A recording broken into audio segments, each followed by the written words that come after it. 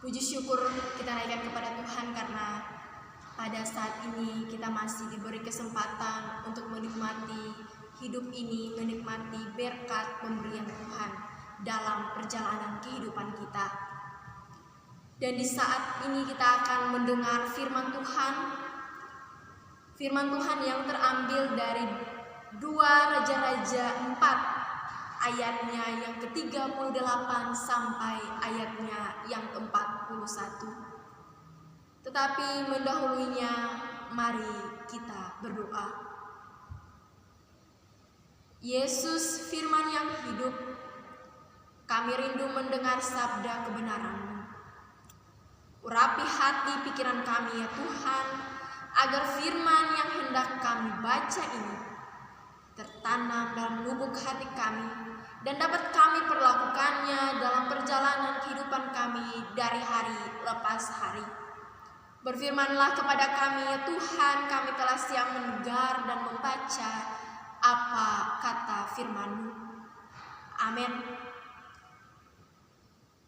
Beginilah firman Tuhan. Maut dalam kuali. Elisa kembali ke Gilgal pada waktu ada kelaparan di negeri itu. Dan ketika pada suatu kali rombongan nabi duduk di depannya, berkatalah ia kepada bujangnya, "Taruhlah kuali yang paling besar di atas api dan masaklah sesuatu makanan bagi rombongan nabi itu."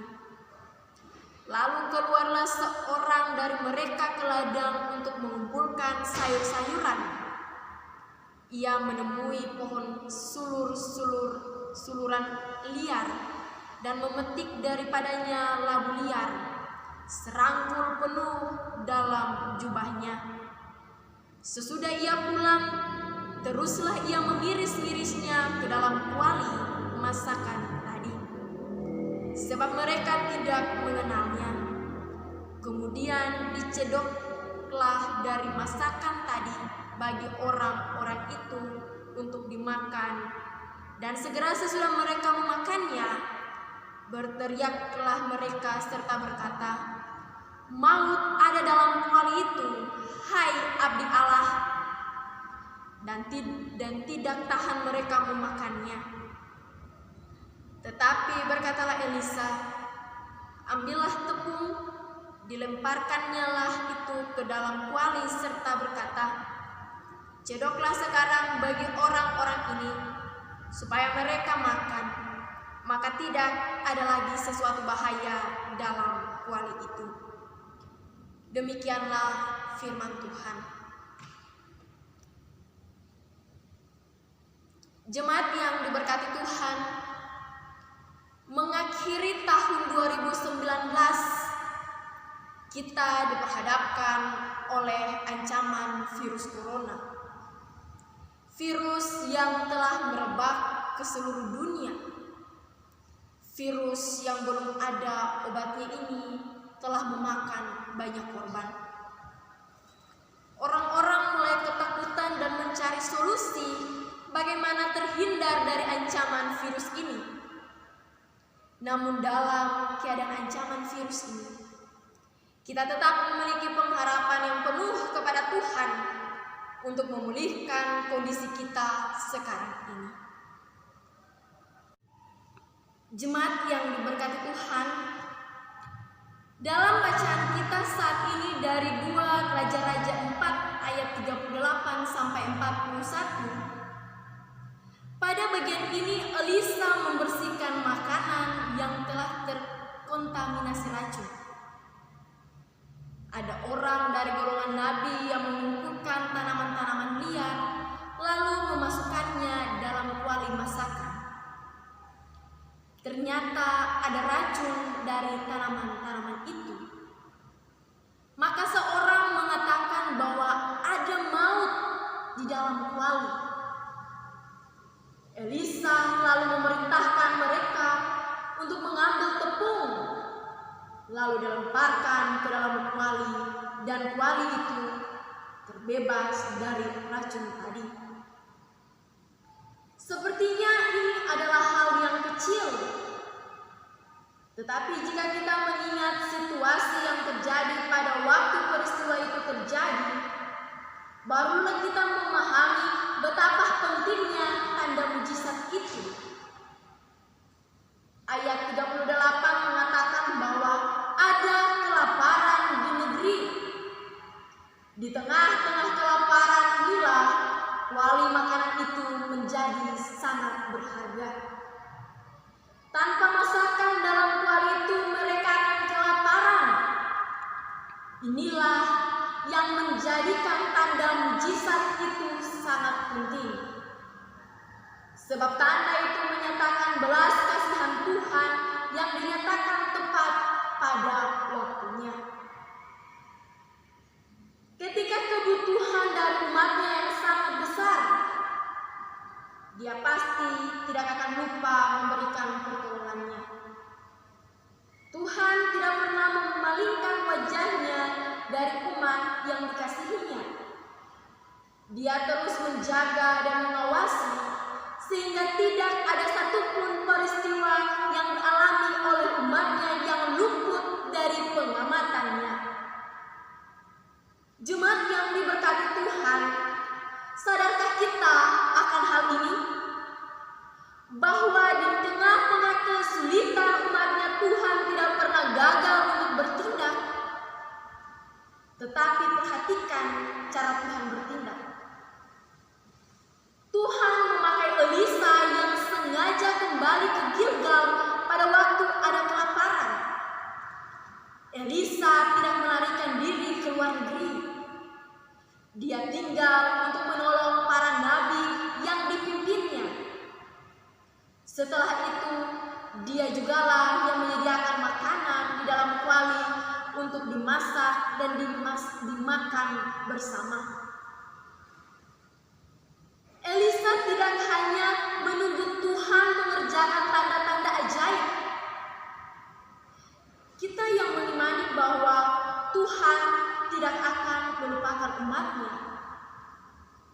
Di manakah kita memosisikan diri kita? Apakah kita selamanya mau menjadi korban yang menantikan uluran tangan dan belas kasihan orang lain? Apakah kita terus menjadi orang yang berseru minta tolong kepada Tuhan? Ataukah kita mau menjadi saluran berkat Tuhan?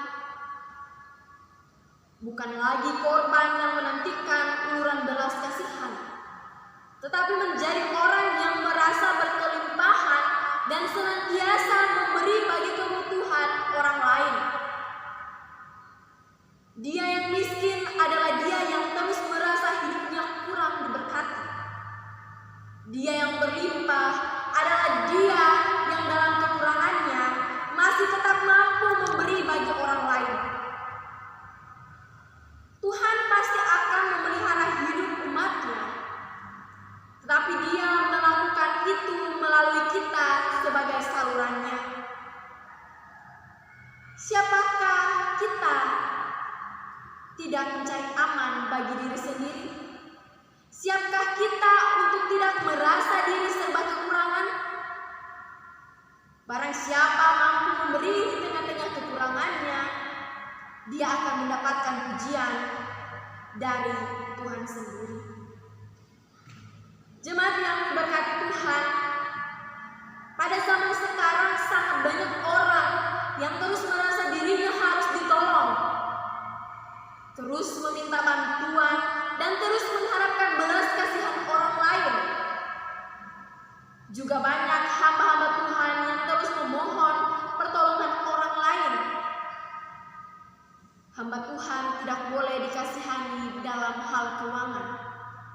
Hamba Tuhan harus dihargai karena memang dia layak mendapatkan apa yang dia dapat, bukan karena dia mendapatkan karena belas kasihan jemaat. Itu adalah hak dia dan kewajiban jemaat. Tetapi hamba Tuhan juga mesti belajar memberi. Orang Kristen yang sejati harus belajar menjadi orang yang suka memberi. Kita tidak dipanggil untuk meminta belas kasihan, tetapi kita diminta untuk memberi belas kasihan. Kita tidak dipanggil untuk meminta kemurahan, tetapi kita dipanggil untuk menjadi murah hati terlebih dahulu. Barulah kita beroleh kemurahan. Kekurangan yang kita rasakan dalam hidup kadang-kadang adalah bentuk kekurangan berdasarkan standar yang telah ditetapkan oleh dunia ini. Tetapi jika kita terus-menerus merasa diri orang yang berkekurangan, maka kita tidak akan pernah merasakan sukacita menjadi saluran berkat Tuhan. Jemaat yang diberkati Tuhan, mari kita belajar dari Elisa. Dia menyatakan banyak tanda-tanda ajaib, tetapi yang lebih patut untuk dikagumi adalah kerelaan dia untuk berdiam bersama-sama dengan golongan nabi, untuk menolong mereka ketika negeri mereka tengah dilanda kelaparan. Kita pun harus melakukan seperti yang telah dibuat oleh Elisa, untuk hidup memberi, karena berkat yang Tuhan berikan, kita juga harus menjadi saluran berkat untuk sesama kita. Tuhan memberkati kita semua. Amin.